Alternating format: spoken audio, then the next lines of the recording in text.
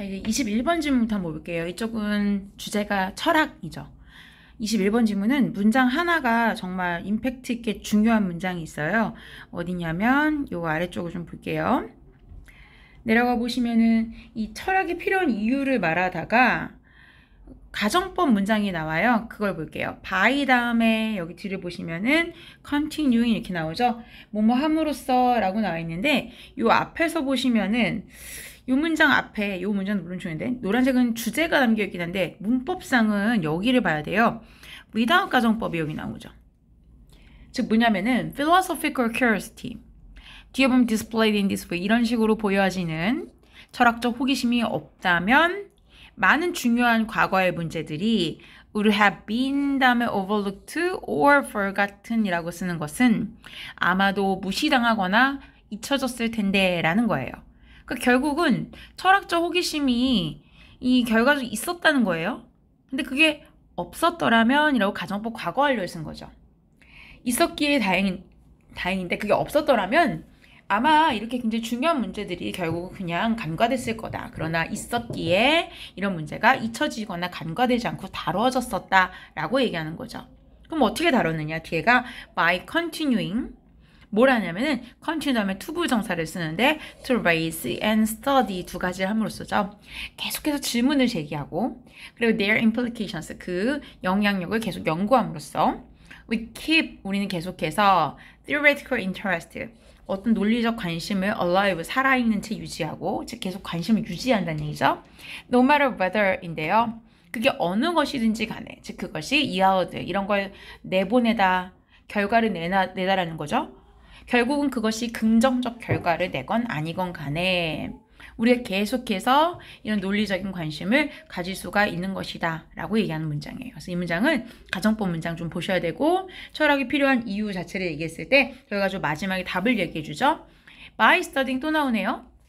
철학을 공부함으로써 우리는 달성하고 얻을 수가 있습니다. very profound, 매우 심오하고 그리고 매우 중요한 통찰력, 결국 세상을 들여다보는 힘인 거죠.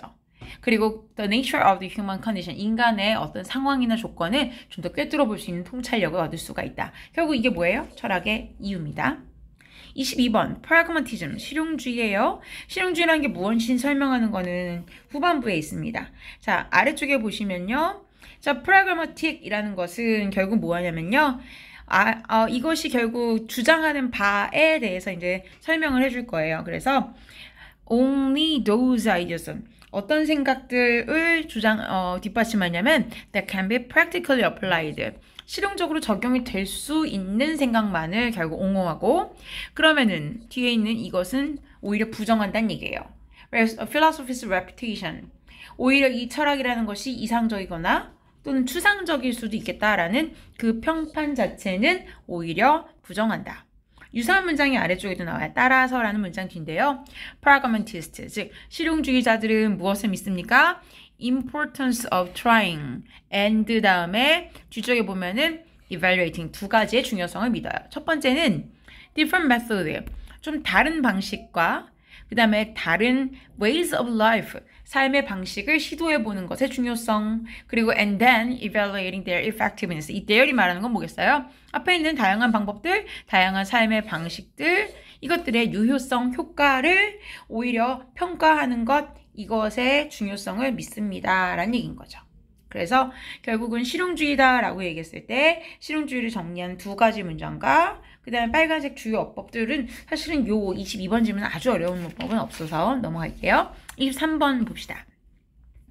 23번에서는 데카르트하고 그 다음에 프로타고라스의 회귀주의라고 주제가 나와 있는데요. 이 5번 문장이었던 원래 암기대본에서 여러분 기억나세요? 그때 외울 때 아마 이 문장이었을 거예요. 그게 되게 힘들었던 문장인데 다시 한번 끊어볼게요. The method, 즉 그가 생각해낸 방법이라고 해서 he came up with, 이 with 목적 앞에 선행사인 the method죠.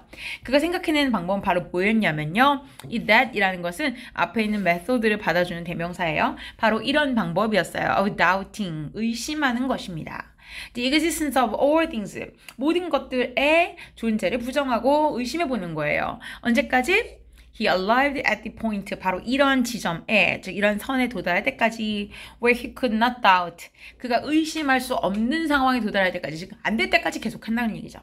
that he was doubting. 그가 의심하고 있다는 사실을 더 이상 의심할 수 없는 그 지경이 올 때까지 모든 것들을 의심하는 것.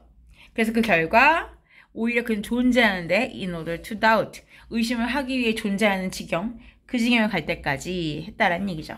자, 결국은 뭔가 합리적이고 뭔가 공식 같은 그런 것들을 채우기 위해서는 모든 것들을 다 따져보고 의심해보고 해야 된다라고 생각을 했다라는 거예요. 그런데 뒤에 가보시면 B에서 뭐가 나옵니까? B쪽에 가보면 이제 이것에 대해서 얘기한 프로타고라스의 얘기가 나오죠.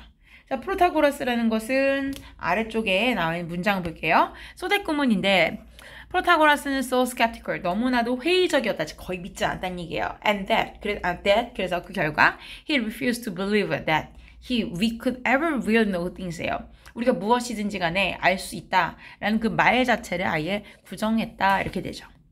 그래서 프로타고라스하고 앞에 나와 있는 데카르트를 대비시켜주는 지문. 24번도 대비 지문이죠. 사실은 대조 구조를 가지고 있어요. 동양 철학과 서양 철학이죠. 자, 두 가지는 분명한 a sharp distinction이 있었다 그랬어요. 그렇죠? 매우 뚜렷한 경계가 있었다라는 얘기예요. 자, 이렇게 뭔가 다른 건데, 그리고 옆에 보시면 어떻게 다른지 나와 있어요. 뭐냐면은 여기 문장에서 서양 해설을 말하는 경우랑 두 가지를 대비해 주는 부분이 in the west 어디 갔죠? 네, in the west. 네, 여기죠. in the west하고 in the eastern philosophy하고 이렇게 두 개가 대비가 되죠.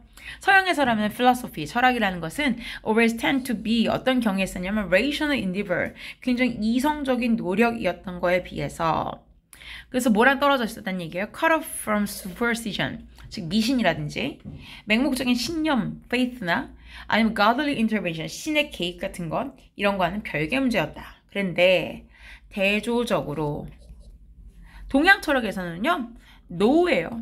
sharp distinction이 없다 이거예요. 결국은 처음부터 there was never a conflict between them이에요. 처음에는 두 가지 사이에서는 별로 그렇게 극명한 반대가 된 충돌 갈등이 없었다는 얘기예요. 오히려 어땠다? 이 오히려 줄을 잘 봐야 돼요. 문장 구조를. 실제로 오히려 Eastern philosophy, 동양 철학이라는 것이 실제로 the meditative aspects of religion, 종교의 어떤 명상적 측면을 좀 더 부추기고 강조했다라는 얘기예요. 명상만 얘기한다면 동양 철학적인 요소인데 결국은 이 동양 철학이라는 것이 그것을 굉장히 강조했었고 반면에 동시에 providing 뭘 제공했냐면 theoretical framework, 어떤 논리적인 틀, 그 다음에 justification. 자, 뭐에 대한 정당화예요? For the basic concepts of a religion. 즉 종교에 대한 기본 개념에 대한 정당화 이런 것들을 제공하기도 했다라는 얘기예요.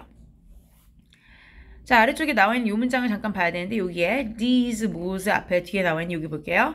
Not based on such essentials of religion이에요.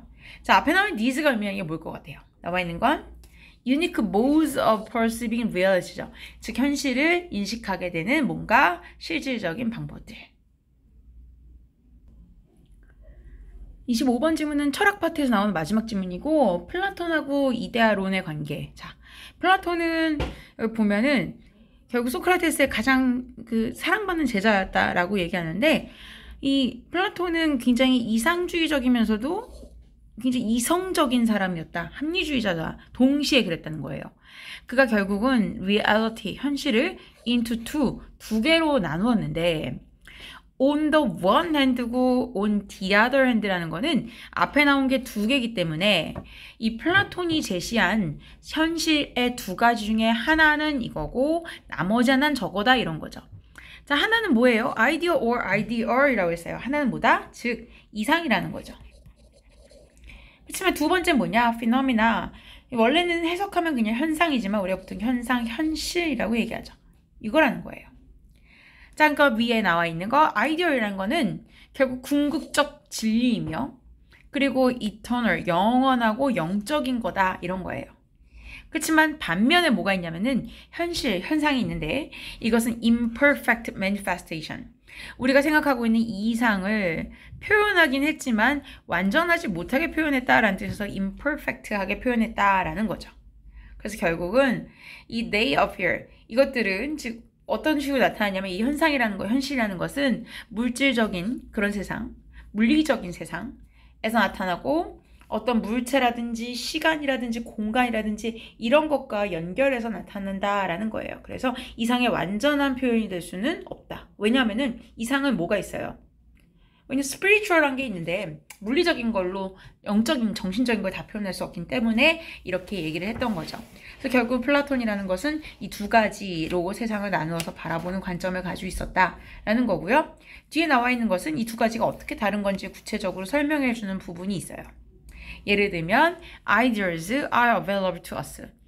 이상이라는 것은 우리에게 생각이라는 것을 통해서 가능하고 반면에 라고 했으면 이제 역접이죠. phenomena. 아까 얘기했지만 현상이죠. 그렇죠? 현상이라는 것은 our experience, 경험되어집니다. through our senses. 우리의 감각을 통해서 안다라는 거예요. 그런데 이 감각이라는 것은 당신에게 정보를 주지만 about the ever-changing and imperfect world of phenomena예요. 이 계속해서 변화하는 세상이고 그렇기 때문에 결국 완전한 세상이 아닌 그런 것에 대한 정보를 주고 있어요. 그래서 can only provide you, 당신에게 오로지 무엇을 줄 수 있어요? 바로 이러한 영향력인데 about ultimate reality예요. 궁극적인 어떤 현실에 대한 내용을 주는데 그 의미를 주는 거지, 숨겨진 의미를 주는 거지 진짜 그 현실 자체를 주는 것은 아니다. 이렇게 됐던 거죠. 여기 25번 지문까지가 철학 파트입니다.